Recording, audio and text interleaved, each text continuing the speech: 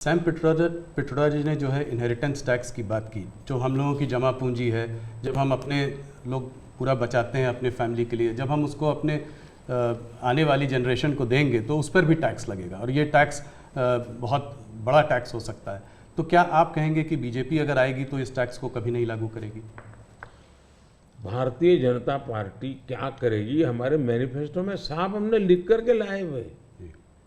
अब उन्होंने कहीं सगुफा छोड़ दिया तो मैं भी वो झंडा लेके घूमूंगा, ये सवाल आपके मन में कैसे आ जाता है जी? भारतीय जनता पार्टी की विचारधारा साफ है जी। हम अपनी विचारधारा के आधार पर कार्यक्रमों को लेकर के, मैनिफेस्टो को लेकर के देश के सामने जाते हैं। कृपा करके ऐसे महाशयों के विचारों को हम पर मत थोपिए भाई। मोदी जी, राहुल गांधी ने एक बात और कही है। वो कहते हैं कि जब वो सरकार अगर उनकी आएगी तो वो एक नेशनल एक्सरे कराएंगे। इसी से जुड़ा सवाल है, इसीलिए मैं पूछना चाह रहा हूँ।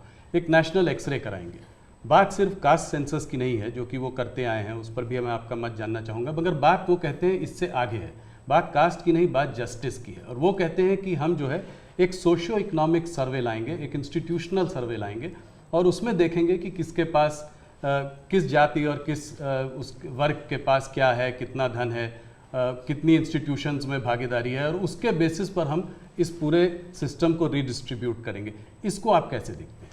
सबसे पहले तो इस देश में जो लोग अपने आप को राजनीति के एक्सपर्ट मानते हैं, जो लोग देश के उतार चढ़ाव को बड़ी बारीकी से अध्ययन करते हैं, सबसे पहले उनका दायित्व है कि वो ऐसे लोगों को पूछे कि जिस परिस्थितियों का वर्णन आप कर रहे हो, अगर ये सही है तो 50, 60, 65 साल तो आपने राज किया भाई। ये मुसीबत के जो जन्मदाता आप हो और आपने अब तक की ये बर्बादी लाई क्यों? पहले उनका जवाब मांगो भाई, नंबर 1। नंबर 2, एक्सरे का मतलब क्या है जी? मतलब हर परिवार में जाना, घर घर छापा मारना, अगर किसी अनाज के डिब्बे में किसी महिला ने अपने गहने छपा के रखे हैं, उसको भी एक्सरे किया जाएगा, उनके गहने ले लिए जाएंगे, जमीनों का हिसाब किताब किया जाएगा और फिर उसको रिडिस्ट्रीब्यूट करेंगे। ये दुनिया में एक माओवादी विचार ने सब किया हुआ है, दुनिया बर्बाद हो चुकी है जी। ये पूरी तरह अर्बन नक्सल उस सोच का सीधा सीधा प्रगटीकरण है। और इसलिए मैनिफेस्टो आने के 10 दिन तक बाद भी ये जो जमात आए दिन लिखा-पट्टी करती है ना, वो चुप रही, उनके प्रोटेक्शन में चुप रही है। तब मिलके मेरी जिम्मेवारी बन जाती है कि देश को जगाना कि भाई देखिए आपको लूटने की ये तरकीब हो रही है। और दूसरा पार्ट है, डॉक्टर मनमोहन सिंह जी वगैरह, उन्होंने हर बार कहा है कि भाई जो भी संपत्ति होगी इस पर पहला अधिकार किसका होगा। तो हिसाब किताब बहुत साफ है, वो क्या करना चाहते हैं। आपने ये सवाल भी उठाया है। 2006 का एक वीडियो जो वायरल हो रहा है जिसमें मनमोहन सिंह जी ने कहा है कि गरीब मुसलमानों का पहला अधिकार रिसोर्सेज पर है। ये उन्होंने साफ कहा है। आपने उसको मैनिफेस्टो में भी ये बात पॉइंट आउट की है कि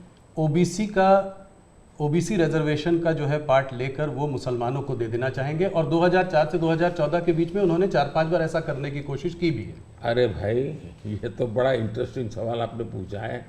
जरा मेरा जवाब लंबा हो जाएगा, लेकिन देश के लिए मुझे बताना पड़ेगा। बताइए। आप कांग्रेस का इतिहास देख लीजिए। 90 के दशक से ये मांग उठी है देश में। समाज का एक बहुत बड़ा तबका है जिसको लगता था कि हमारे लिए कुछ होना चाहिए, उसके लिए आंदोलन हुए हैं।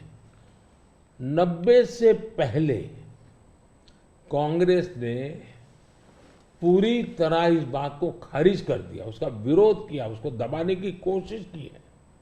यानी 90 के पहले का उनका दशक है। फिर उनको जितनी भी कमीशन बने, जितनी कमेटियां बनाई, उसके भी रिपोर्ट्स ओबीसी के विचार के पक्ष में आने लगे। अब उनके सिफारिशों को भी वो नकारते रहे, रिजेक्ट करते रहे, दबाते रहे।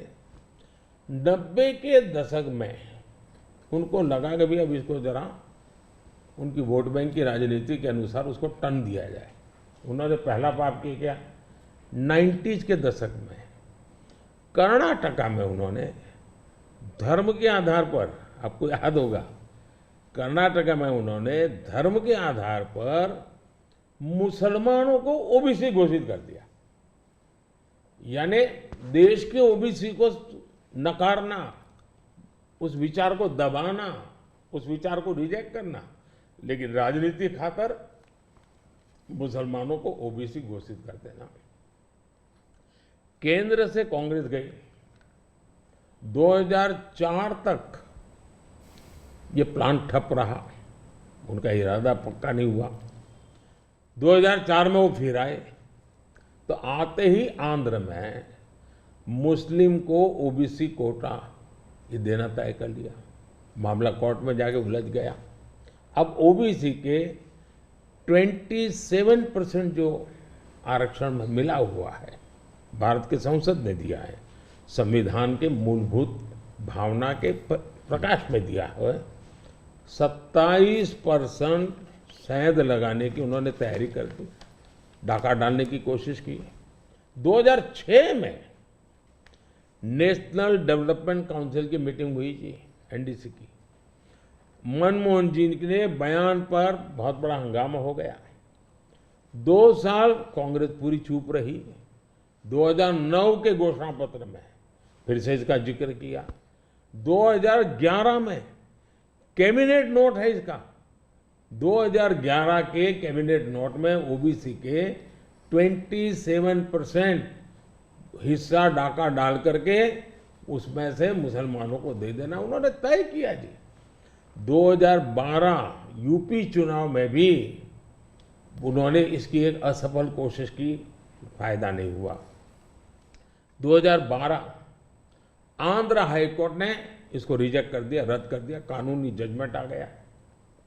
एससी में गए, सुप्रीम कोर्ट में गए, वहां भी उनको कोई रिलीफ नहीं मिला। 2014 के घोषणा पत्र में भी धर्म के आधार पर आरक्षण की बात कही है, जबकि हिंदुस्तान का संविधान जब बना तब तो कोई आरएसएस वाले, बीजेपी वाले संविधान सभा में नहीं थे। बाबा साहब आम्बेडकर जैसे लोग बैठे थे, पंडित नेहरू जैसे बैठे थे, सरदार वल्लभ भाई बैठे थे, देश के कई महापुरुष बैठे थे। उन सब ने लंबे चिंतन के बाद तय किया था कि भारत जैसे देश में धर्म के आधार पर आरक्षण नहीं दिया जा सकता। 2024 के चुनाव में आप देख रहे हैं उनका मैनिफेस्टो, और मैंने कहा इस पर पूरी तरह मुस्लिम लीग की छाप है, यानी मुस्लिम लीगी नीतियां उन्होंने अपनाना शुरू किया। अब ये जो उन्होंने स्थितियां बनाई हैं, मुझे बताइए कि देश के लोगों को ये जिस प्रकार से संविधान की धज्जियां उड़ा रहे हैं, जिस प्रकार से लोग बाबा साहब आम्बेडकर को अपमानित करते हैं, एससी एसटी के आरक्षण पर भी खतरा, तलवार लटका देते हैं, ओबीसी का तो जीना मुश्किल कर देंगे। क्या मुझे देश की जनता को प्रशिक्षित करना चाहिए कि नहीं करना चाहिए? मैं सभी जो भी विद्वान लोग हैं, जो कलम के धनी हैं, जो निष्पक्ष हैं, उनका ये दायित्व बनता है कि ऐसे समय देश को वो एजुकेट करें, सही चीज़ें बताएं।